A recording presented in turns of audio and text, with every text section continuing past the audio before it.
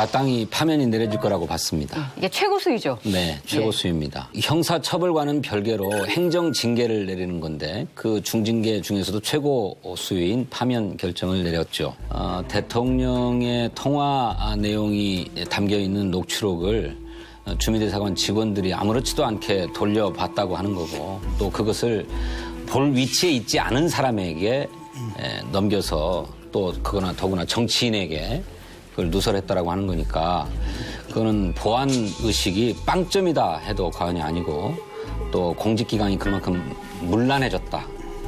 저는 오히려 야당이 지적을 한다면 이런 점들을 처음부터 지적했어야 되지 않았나. 그러면 그 스텝이 안 꼬였지. 그렇죠. 그런데 그 강효상 의원을 엄호하고 또 정치적으로 타격을 주겠다고 해서 구걸 외교의 민낯, 공익제보 이렇게 운운하다가 완전히 스텝이 꼬인 게 아닌가. 그 원래 이제 대사만 보는 걸로 돼 있잖아요. 근데 그게 이제 글자 그대로 대사만 보는 건 아니고 네. 사람들이 좀 보게 돼 있고 그런 뜻이라고 하더라고요. 그럼에도 불구하고 사실은 좀 보안이 느슨했던 건 사실인 것 같고 마침 그 전에 그 보안 규정을 강화하는 그런 움직임이 있었대요. 그 와중에 이제 이런 일이 터져버린 거고요. 저는 이제 파면이 옳다라고 보는 게 이게 일회적인 게 아니라 드러난 것만 해도 지금 3건이란 말이죠.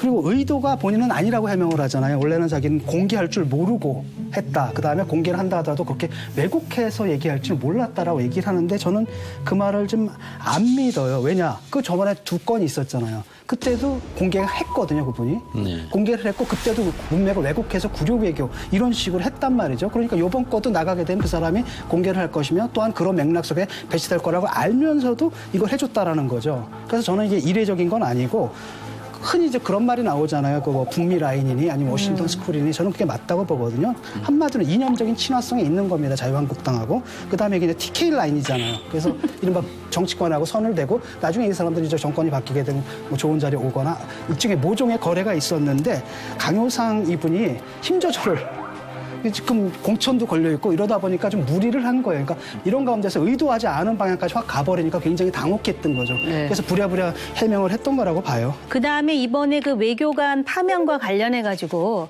꼭 짚고 넘어가고 싶은 거는 과연 그렇다면 관리 책임은 없는가.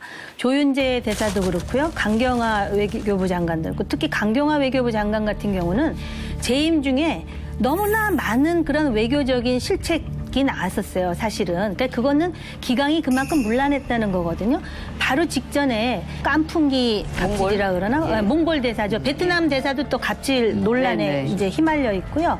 조금 더 가자 보면은 뭐 태극기가 접혀 있다든지 또 태극기가 뒤집어 있다든지 지금 한일 관계라든지 또는 뭐 한중 관계 또 중국과 미국 간의 그 정리하는 거 이런 거에 대해서 외교부 장관이 목소리가 없는 게 아니냐. 그런 상황에서 이런 일이 터졌는데 그래서 저는 대통령께서 저렇게 유감 표명을 하시는 거 봐서 강경화 장관도 이번에 교체가 됐나 했더니 그 헝가리에서의 비극적인 사고 때 네. 외교부 장관을 파견하시는 거 보니까 지금 강경화, 조윤재까지는 대상으로 안 올리는 게 아닌가 이런 생각이 드는데요. 외교부에 이렇게 기강이 문란하다는 거는 외교부에 대한 조직 장악력이 없다는 거예요. 이 부분은 좀 짚어야 될 것 같습니다.